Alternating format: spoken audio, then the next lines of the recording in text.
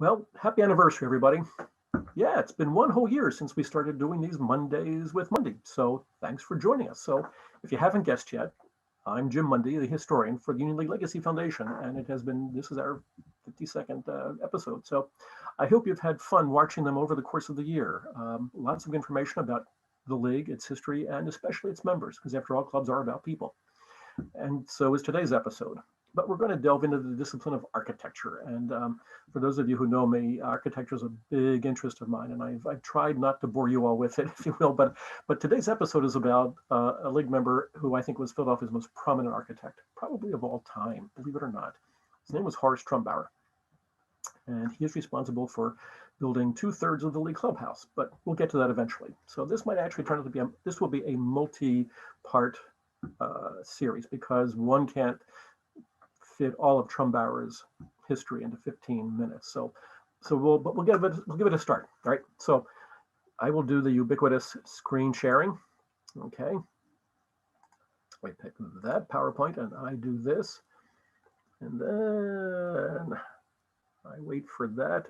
I do that, and we do that, and hot diggity dogs, it worked again. Okay. All right. And I do think he was Philadelphia's, and still is Philadelphia's architect in many ways.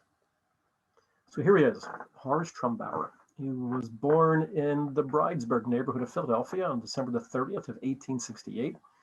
His father, both of his parents were of German ancestry, going back to the 1730s, actually. And he had a relative, an ancestor, who fought in the Revolutionary War, of which he was very proud, and rightfully so.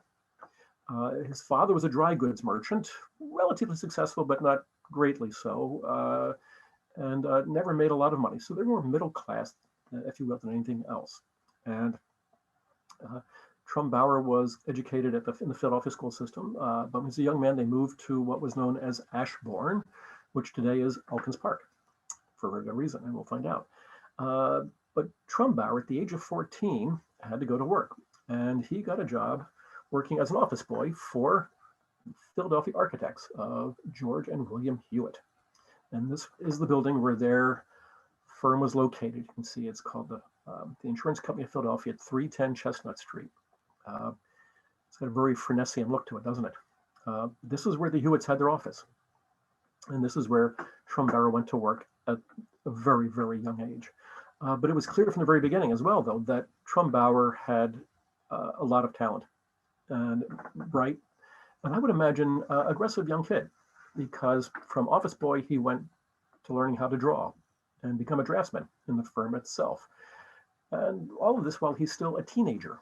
And he never graduated anything past high school, if even that. And it's not even clear that he did that, as a matter of fact.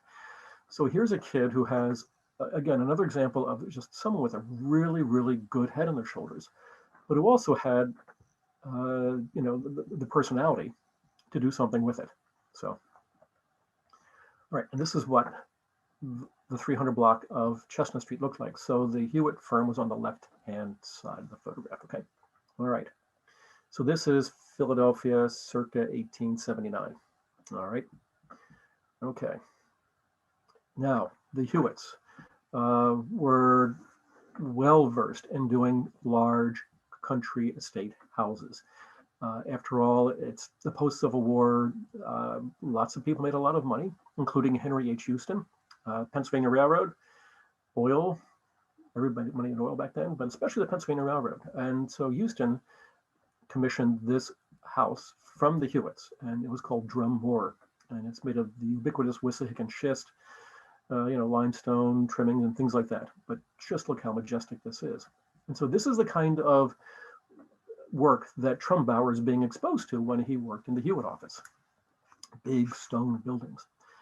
And Trumbauer, though, was a pretty aggressive kid. So he wasn't going to just keep working for somebody else. He wanted to go work for himself. And this is him, 1890, all right? Now keep in mind, he's 21 years old, smoking a cigar already. That ought to tell you something about his personality right there, right? So Trumbauer left the Hewitt firm and went off on his own, and he opened up his own office in the same building, by the way, at 310 Chestnut Street, all right? And at this point in time, there are two Union League members, Peter A.B. Widener, the wealthiest man in Philadelphia, and Anthony J. Drexel, maybe the third or fourth wealthiest man in Philadelphia. And they're going to become real estate developers in three specific neighborhoods. Overbrook in West Philadelphia, if you will, Overbrook Park, Germantown, Mount Airy, Pelham Park, and then Wayne, Pennsylvania, along the Pennsylvania main line. And they would hire developers named Wendell and Smith, Homer Wendell and Walter Smith, and they in turn hired Trumbauer as a new architect to help them develop these urban and suburban neighborhoods, but suburban type neighborhoods though, both Overbrook and in Mount Airy. So, and this is the kind of work that Trumbauer was developing. So this was the Edward Seymour House in Germantown, 1891. And again, stone. Again, let's come back to that massivity, that massing of stone, but also these round towers with canonical roofs to them became an early trademark in Trumbauer's. This is a house in Wayne, Pennsylvania. It's known as the John White House, 1893. And again, you can see this massing of stone, rounded towers, shingling, all right, very popular. And this is pretty sophisticated work for a young kid who's not even 25 years old yet. I mean, this is just really good stuff. And so Trumbauer's beginning to make his reputation, right? Now, it just so happened that a sugar manufacturer who was also a member of the League, surprise, named William L. Harrison, was walking along Chestnut Street and saw some watercolor drawings in a storefront window of Trumbauer's. And that got him interested in Trumbauer's work. And so he went and he engaged Trumbauer to help him, should we say, renovate or expand a house that he had in what is now Glenside. It was called Rosedale Manor, right? And it was finished in 1893 for the Harrison family. And at this point, Harrison had just sold his sugar interest to the Havmeyer conglomerate in New York City. So he's got lots of money and he's going to spend it on a family home. And that house would burn down in 1893. And this is the house that he commissioned from Horace Trumbauer in 1893 to replace his original home. This is called Gray Towers, and it is in Glenside. Today, we all know it as the administrative headquarters building for Arcadia University. But again, this is a 23-year-old kid, architect, with no formal training other than the apprenticeship system. And look what he produces. I mean, so think of Glenmore, think of those smaller suburban homes, but again, look at this. I mean, this is neat stuff, okay, for a kid this age. I mean, it's amazing. And this is what Gray Towers looks like. This was circa 1928, but again, you get the idea of an estate, because Trumbauer is going to become one of the great estate developers in the country as well. So off to the left, you can see the original stable block that he had built for Harrison originally. That's where the family lived actually after their house burned down, and they would then move into Gray Tower shortly afterwards. So this is the kind of work that Trumbauer is capable of doing at the age of 23 years old. And this is the interior of Gray Tower. I mean, pretty sophisticated for a kid that age, isn't it? All right. So Trumbauer is off and running, right? Now, it doesn't hurt that at this point, he is rubbing elbows with Union League members because they had the money, right? And so the next Union League member, we're going back to the John White House. Again, he's doing these all at 1893. So you can see how sophisticated he's becoming. I mean, this is just a great building. And this is on Luella Avenue in Wayne on the south side of Lancaster Avenue. So good stuff there. Okay, now at the time that Trumbauer is getting his career off and running, there's another architect, Richard Morris Hunt, who's considered the dean of American architects at this point in time. He's building houses like this, if they want to call this a house. This is an estate. This is Biltmore in Asheville, North Carolina. It opened in 1895. It was commissioned by George Washington Vanderbilt. And this is the Breakers that was commissioned by Cornelius Vanderbilt II in Newport. And again, opened 1895. So you can see what's going on in the rest of this world where these wealthy industrialists and entrepreneurs now have this money to build large estate houses and create large estates at the same time. Biltmore, by the way, was then and still is the largest private residence in America. Okay. And so 1896, George W. Elkin, the son of William Elkin, And the Elkins were the second wealthiest family in Philadelphia behind the Wideners. And this is the house that George commissioned for his family called Chelton House. All right. And it is in Elkins Park, which was named after, obviously, the Elkins family. So this is in an English Tudor, kind of Elizabethan maybe style, but you get that. But you get the idea. And so Trumbauer is drawing on his English architectural ancestry, if you will, to develop a house for George Elkins. And this is the stable block. I mean, just look at that. I mean, look at those beautiful quatrefoils there. I mean, the stable block is magnificent, and let alone the house itself. This is the interior. This is the entrance hall when you walked in on the door. So this is what, now you can see what Trumbauer is really capable of doing. So he's really flexing his architectural muscles at this point, all right? Because what else is going on right now? This is the Gilded Age, all right? It began debatable maybe in the mid-1880s, but by 1890, certainly there is an awful lot of money that these wealthy financiers, industrialist entrepreneurs are going to spend on these estate houses.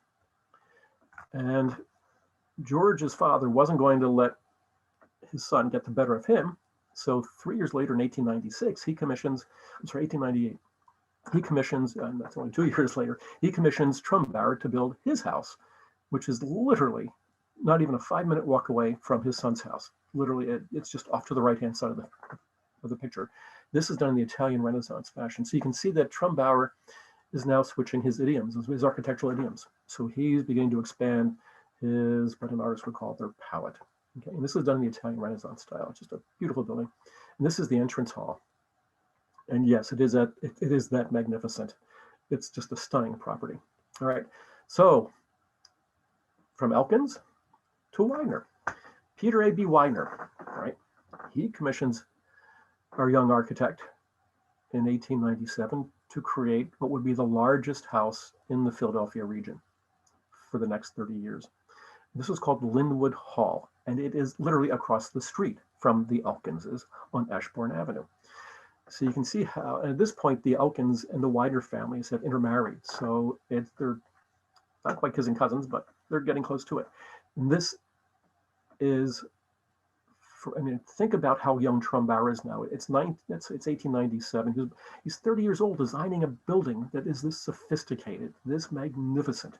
And it was 110 rooms, 70,000 square feet. And I mean, the Widener family didn't need that kind of living space, but Peter A.B. Widener had the greatest art collection in Philadelphia at this point in time. So think of this as a large art gallery in some ways as well. But look at the landscaping, the building, just Palladianism at its finest, right? And this is what the building looked like today, if we will. The landscaping is gone, obviously, but you get an idea of just the massiveness. The building itself is a T, so you have the Corinthian column portico on the front, and it runs straight through to the back, and that's basically where the art gallery was located. Okay, so give you some idea of just how big a building this is. And if you can imagine the sophistication of Trumbauer designing something in his early 30s, it's just, all right, amazing, because Richard Morris Hunt wouldn't design Biltmore until he was 63. So Trumbauer is 30 years younger than Richard Morris Hunt, and he's putting up buildings almost as big as Hunt is. Just spectacular stuff. All right, and this is what the campus looks like, the property, if you will. So there is White Marsh Hall in the lower right-hand corner. You can see the landscaping. All right, and off to the left, you have what is called Linwood. Did I say Longwood? I said Longwood, didn't I? Linwood, and that is Linwood Lounge off to the left, which would become the family home for one of Peter A.B.'s sons, Joseph. And then in the upper corner along the edge there is the home of Peter's granddaughter, Eleanor Elkins Widener, and she would marry Fitz Eugene Dixon. So that was called Ronnie Allen. We'll get to that in the next episode. But here, I just want you to see what Trumbauer was capable of doing at such an early age. But what that also meant then is that he would become, how do I put it? Let me put this, other Philadelphia architects would become very jealous of him because they weren't getting these commissions. Trumbauer was. And here's Trumbauer, a working class kid from Bridesburg, nothing more than a high school education at the most, no college education, nothing more than an apprenticeship in an architectural office. And this is what he's doing in his early 30s. So it's not surprising everybody else was jealous of him. And that's another story we'll get to in the next episode. So with that, this is Trumbauer in his early 30s, and you get to see what he looked like here. So there we go. So that was a rather quick, I hope that was quick, episode to give you an introduction to the beginning career of Horace Trumbauer. Now, he would join the Union League in 1905, so 1905, and that's where we'll pick up the story when we come back the next time. Okay, so thank you all for watching. I hope I whetted your appetite for more architecture and more Horace Trumbauer, because you can't walk anywhere in Center City, Philadelphia without running across Trumbauer in some way, shape, or form, either residential or but probably commercial. So we'll go deeper into that one in another episode as well. So stay tuned, as they say. So a shout out to the Legacy Foundation for supporting this series, and a shout out to all of you for being with us for the past year. All I can say is thank you very much. It's very humbling. So stay well, stay safe, and we'll see you in a week. Bye now.